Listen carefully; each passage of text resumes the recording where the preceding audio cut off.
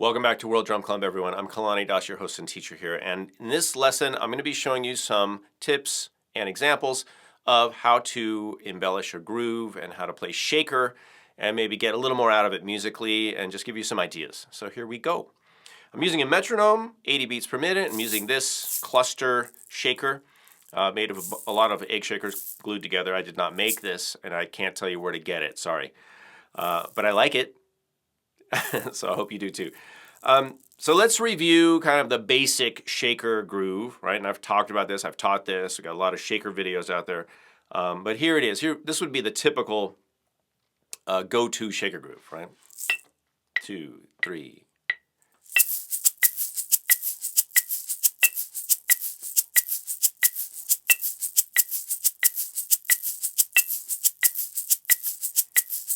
All right, so that is the, if we're counting 1 E end to 2 E end to 3 E end, those are our subdivisions.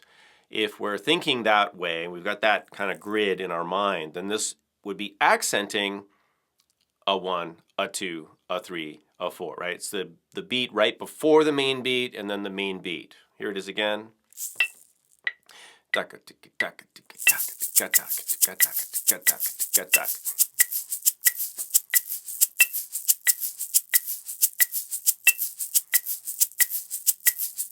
Right, that's our cacophony, cacophony, cacophony kind of groove. But let's switch that up now. Let's shift it over a couple beats so that instead of the main note being played on a 1, a 2, it's 1 E end, 2 E end, 3 E end. It's on the upbeat. So we're shifting it a couple notes over, a couple beats later, earlier, however you want to think of it. And now it would sound like this. 1, 2, 3, 4.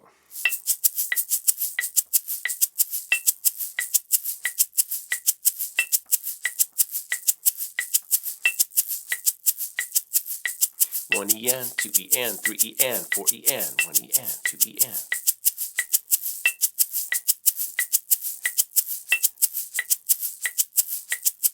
All right, so you can play the same thing, right? Same thing physically, and just shift it forwards or backwards in time. And you can even do it in a different.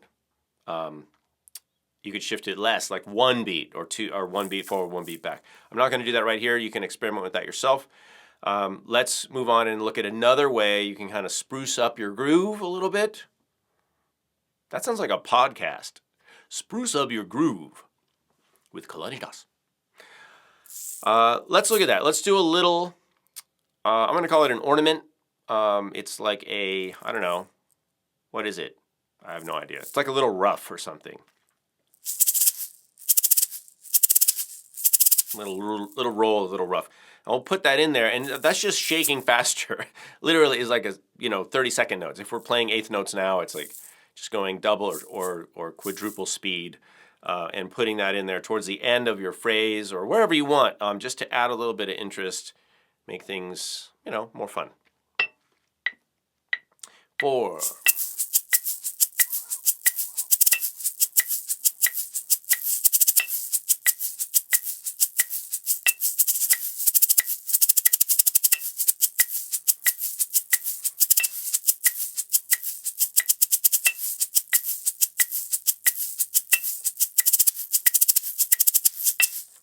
All right, I'm not suggesting you would play that on a recording. I'm just giving you examples. Of course, you want to use those things sparingly, right? So just, every once in a while, if you want to do something like that, that's fine. Don't go to a gig and, say, oh, I saw this guy Kalani playing the shaker like that, and he was doing it. It sounded great, and I'm just going to... Don't be that person, please. Everything in moderation. All right, lastly... let's look at, also I just want to point out that I did subdivisions that were, maybe half or double time, and then I did some triplet stuff like 1 2 3 1 2 3 1 2 3 1 2 3, triplet bass. So that's all on the table in terms of what you can do with your shaker.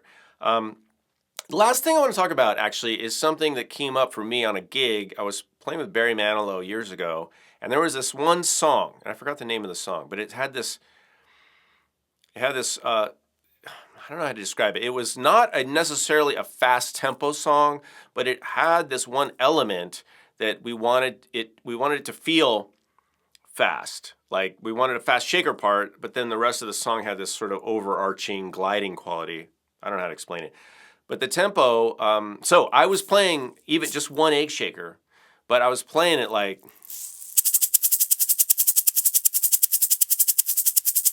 I was like way up there.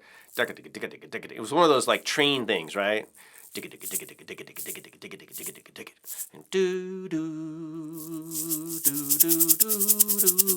maybe something like that. That's not the song, but that kind of feel. You know what I mean? So it had that. Like actually, was it Last Train Home or Long Train Home, Pat Metheny? Last Train Home, I guess. I don't know, a Long Train Home. It could be either.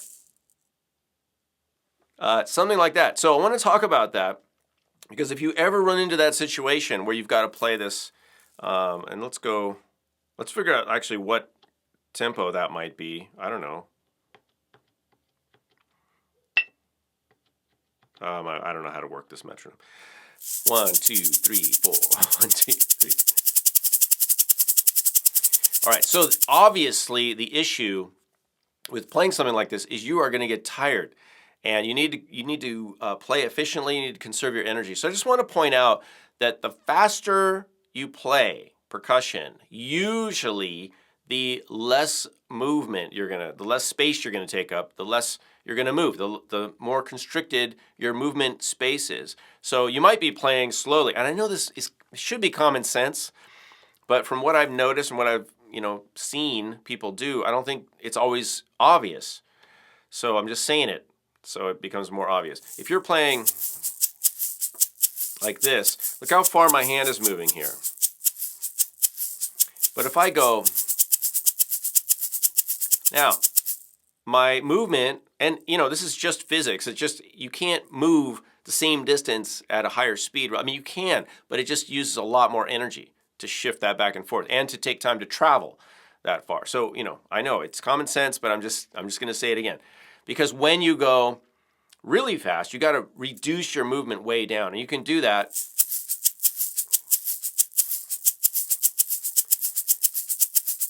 and you can play shaker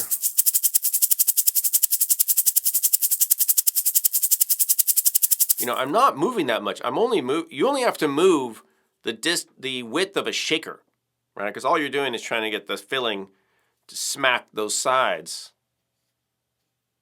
That's it. You don't have to go any farther.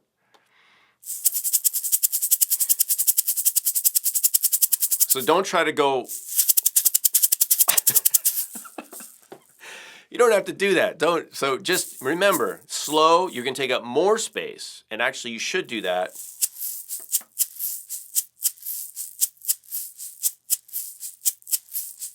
Yeah. See how much space I'm moving, because it's hard to do. It's hard to do a slow rhythm in a tiny space. It's hard to do a fast rhythm in a big space. All right, you guys get that because you're fans of World Drum Club.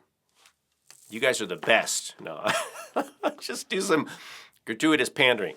All right, so I hope that all makes sense. Hope you've gotten some out of this little Shaker Plus video. If you like the channel, please consider supporting us at patreon.com/Kalani.